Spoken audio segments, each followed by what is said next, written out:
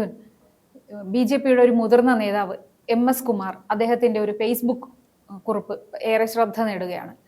അപ്പോൾ അത് നമ്മൾ വായിക്കുമ്പോൾ കുറച്ച് നാളുകൾക്ക് മുൻപ് തിരുമല അനിൽ എന്ന ഒരു BJP നേതാവിന് സംഭവിച്ച ആ ദാരുണാന്ത്യം, അതിന് ദാരുണാന്ത്യം എന്ന് തന്നെ പറയണം, അതിന്റെ ഒരു ആവർത്തനമാണോ ഇവിടെ നടക്കാൻ പോകുന്നത് എന്ന ആശങ്ക ഉയർത്തുന്നതാണ് അദ്ദേഹത്തിന്റെ ഫേസ്ബുക്ക് കുറിപ്പ്.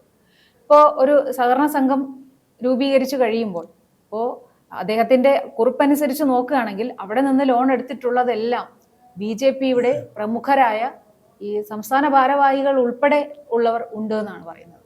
ഇപ്പോൾ ലോൺ എടുക്കുകയും അത് തിരിച്ചടയ്ക്കാതെയും ഇരിക്കുമ്പോൾ സ്വാഭാവികമായിട്ടും ആ സഹകരണ ബാങ്ക് പൊളിയും. അപ്പോൾ ഏതെങ്കിലും ഒരു പാവത്താനായിരിക്കും അതിന്റെ തലപ്പത്തിരിക്കുന്നത്. ആ വ്യക്തി ഇതിന്റെ എല്ലാം ഉത്തരവാദിത്വം ഏറ്റെടുക്കേണ്ടി വരുന്ന ഒരു അവസ്ഥയാണ് സംജാതമായിരിക്കുന്നത്. അപ്പൊ ഇതിപ്പോ ഒരു ഒറ്റപ്പെട്ട ഒരു സംഭവമായിട്ട് നമുക്കിത് കണക്കാക്കാനാവില്ല. കാരണം മറ്റു പല ബാങ്കുകളിലും ഇതേ അവസ്ഥ ഉണ്ട് എന്നാണ് നമുക്ക് അറിയാൻ കഴിയുന്നത്. അപ്പൊ ഇത് എങ്ങനെയാണ് ഇതിനൊരു പരിഹാരം കാണാൻ കഴിയുക അവർക്ക്?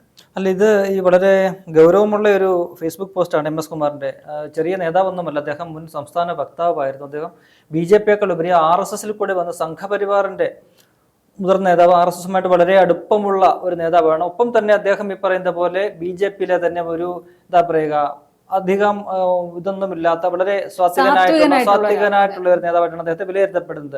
അത്ര വലിയ കാർക്കശ്യക്കാരനോ അല്ലെങ്കിൽ അങ്ങനെ വഴക്കുകളോ മറ്റു സംഭവങ്ങളോ ചർച്ചയിൽ വന്നാൽ പോലും പ്രതിപക്ഷ ബഹുമാനത്തോടു കൂടി വളരെ ശാന്തമായിട്ടൊരു രീതിയിൽ സംസാരിക്കുകയും ചർച്ചയിൽ പങ്കെടുക്കുകയും ചെയ്യുന്ന ഒരു വ്യക്തിയാണ് അദ്ദേഹം. വളരെ എല്ലാവർക്കും രാഷ്ട്രീയ ഭേദമന്യേ എല്ലാവരും മതിപ്പ് നൽകുന്ന ഒരു നേതാവ് കൂടിയാണ്.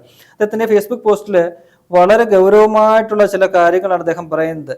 ഇപ്പൊ നമുക്കറിയാമല്ലോ, കഴിഞ്ഞ മാസമാണ് തിരുമല അനിൽ എന്ന് പറയുന്ന BJPയുടെ അവിടുത്തെ പ്രാദേശികമായിട്ടുള്ള പ്രമുഖനായിട്ടുള്ള നേതാവ്, കൗൺസിലറാണ് അദ്ദേഹം, നഗരസഭയിലെ കൗൺസിലറാണ്. അദ്ദേഹത്തിന് ആത്മഹത്യ ചെയ്യേണ്ടി വന്നു, അല്ലെ? വളരെ ചെറിയ പ്രായത്തിൽ തന്നെയാണ് അദ്ദേഹത്തിന് 2 മക്കളുണ്ട് അദ്ദേഹത്തിന്.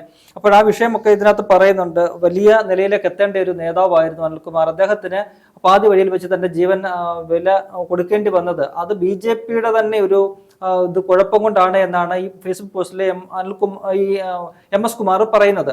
ആ വിഷയത്തിലേക്ക് വരികയാണെങ്കിൽ ഈ എന്താ പറയുക, തിരുമല അനില് ഒരു സഹകരണ സംഘത്തിന്റെ പ്രസിഡന്റ് ആയിരുന്നു. അവിടെ നിരവധി ആളുകൾ വന്ന് BJP നേതാക്കളും പ്രവർത്തകരും ഉൾപ്പെടെയുള്ളവർ വന്ന് അവിടെ നിന്നും വായ്പ എടുത്തുകൊണ്ട് പോകുന്നു. പല നിക്ഷേപങ്ങളുണ്ട്. അപ്പോൾ പിന്നീട് ആ നിക്ഷേപങ്ങളൊന്നും തന്നെ തിരിച്ചടയ്ക്കാൻ പറ്റാതെ വരുന്നു, അല്ലെങ്കിൽ തിരിച്ചടയ്ക്കാത്തൊരവസ്ഥ വരുന്നു. ഈ എടുത്തുകൊണ്ട് പോയ പ്രമുഖരായിട്ടുള്ള BJP നേതാക്കൾ ഉൾപ്പെടെ ഇത് അടയ്ക്കുന്നില്ല. അങ്ങനെ വളരെ ഗുരുതരമായ ഒരു പ്രതിസന്ധിയിലേക്ക് ആ സംഘം പോകുന്നു. അങ്ങനെ വന്നപ്പോഴെന്ത് ചെയ്തു, നിക്ഷേപകര് ഈ കാശിനായിട്ട് സാധാരണ സ്വാഭാവികമാണല്ലോ, ഒരു സഹകരണ സംഘം തങ്ങൾ കൊണ്ടിട്ടേക്കുന്ന ഒരു ബാങ്ക് അല്ലെങ്കിൽ സഹകരണ സംഘം ഒരു തകർച്ചയിലേക്ക് പോകുന്നെന്ന് കേൾക്കുമ്പോൾ എല്ലാവരും വരും, സാധാരണക്കാരായിട്ടുള്ള ആൾക്കാർ മൊത്തം വന്നിട്ട് ആ നിക്ഷേപം പിൻവലിക്കാനുള്ള ശ്രമം തുടങ്ങും.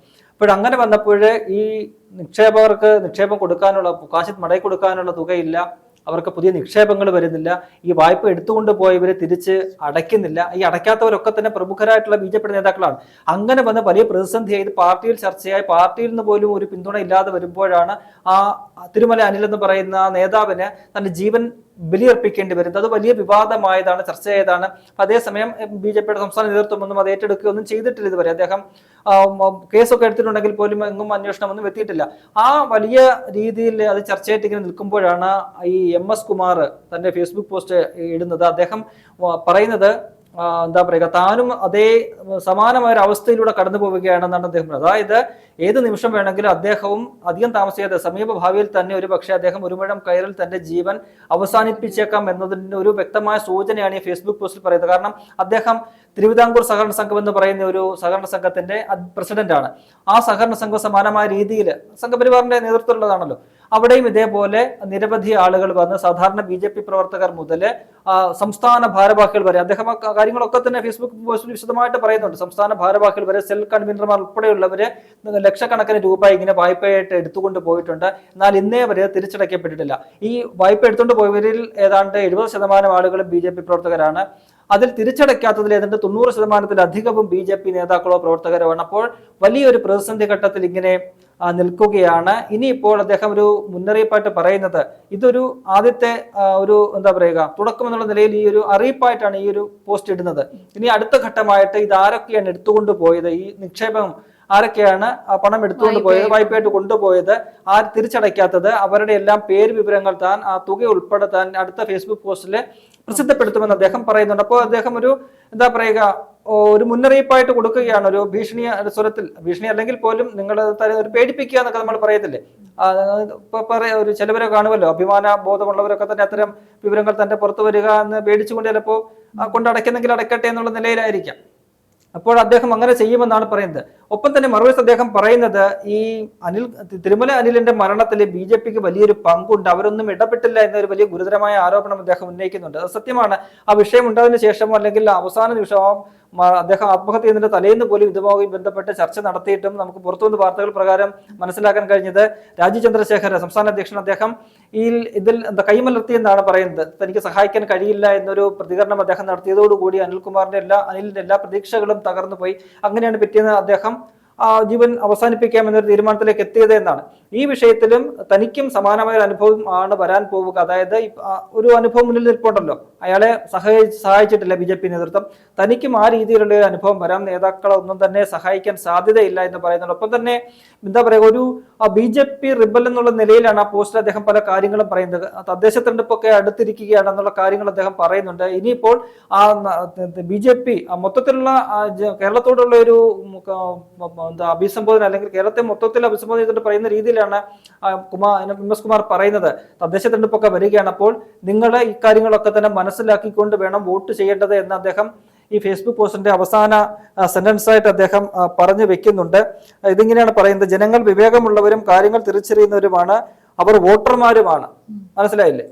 അപ്പോൾ ഈ കാര്യങ്ങളൊക്കെ തന്നെ വോട്ടർമാരായി ജനങ്ങൾ മനസ്സിലാക്കുന്നുണ്ട്, അത് തിരിച്ചറിയുന്നുണ്ട്. അപ്പോൾ ആ തിരിച്ചറിവിന്റെ അടിസ്ഥാനത്തിലായിരിക്കണം നിങ്ങൾ വോട്ട് ചെയ്യേണ്ടത് എന്ന ഒരു കാര്യം കൂടി അദ്ദേഹം ഈ ഫേസ്ബുക്ക് പോസ്റ്റിൽ പറയുന്നുണ്ട്. ജനങ്ങൾക്കുള്ള ഒരു മുന്നറിയിപ്പാണ്, BJPക്കുള്ള ഒരു മുന്നറിയിപ്പ് കൂടിയാണ് അത് വരുന്നത്. എന്തായാലും BJPയെ സംബന്ധിച്ച് വലിയ അവരെ പ്രതിരോധത്തിലാക്കുന്ന തരത്തിലുള്ള ഒരു ഫേസ്ബുക്ക് പോസ്റ്റാണ് ഇപ്പോൾ. ഇത് വലിയ ചർച്ചയായിട്ട് മാറിയിട്ടുണ്ട്, സമൂഹ മാധ്യമങ്ങൾ ഉൾപ്പെടെ അത് ചർച്ചയായിട്ട് മാറിയിട്ടുണ്ട്. കാരണം ഒന്നാമത്തെ കാര്യം, ഈ പറയുന്ന BJP നേതാക്കളെ ഇത്തരത്തിൽ കാശെടുത്തുകൊണ്ട് പോയിട്ട് തിരിച്ചടയ്ക്കുന്നില്ല. മറുവശത്ത് അദ്ദേഹം ഒരു മുന്നറിയിപ്പ് പോലെ നൽകുകയാണ്, താൻ സമാനമായ അവസ്ഥയിലൂടെ കടന്നു പോകുന്നെന്ന് പറയുമ്പോൾ വരുന്ന ദിവസങ്ങളിൽ ഒരുപക്ഷെ ഇത് അദ്ദേഹത്തിന് നിയന്ത്രിക്കാൻ പറ്റിയില്ലെങ്കിൽ, അദ്ദേഹത്തെ കൊണ്ട് ഇത് മാനേജ് ചെയ്യാൻ പറ്റിയില്ലെങ്കിൽ, ഈ നേതാക്കളും പ്രവർത്തകരും ഒക്കെ ഈ കാശ് തിരിച്ചടച്ചില്ലെങ്കിൽ താനും ഇതേപോലെ ജീവിതം അവസാനിപ്പിക്കുമെന്നൊരു സൂചന കൂടി അദ്ദേഹം നൽകുന്നുണ്ട്. അതുകൊണ്ട് രാജീവ് ചന്ദ്രശേഖർ തിരുമല അനിലിന്റെ കാര്യത്തിൽ കൈമലർത്തി എന്ന് പറയുന്നു. പക്ഷെ അങ്ങനെ കൈമലർത്തി ഉത്തരവാദിത്തമില്ല എന്ന് പറയാൻ കഴിയുമോ ഒരു സംസ്ഥാന നേതൃത്വത്തിന്? കാരണം BJPയുടെ നേതൃത്വത്തിൽ നടത്തുന്ന ഒരു ബാങ്കാണ്. അപ്പൊ അതിൽ നിന്നും വായ്പ എടുത്തിട്ടുള്ളവരെല്ലാം BJPക്കാരാണ്.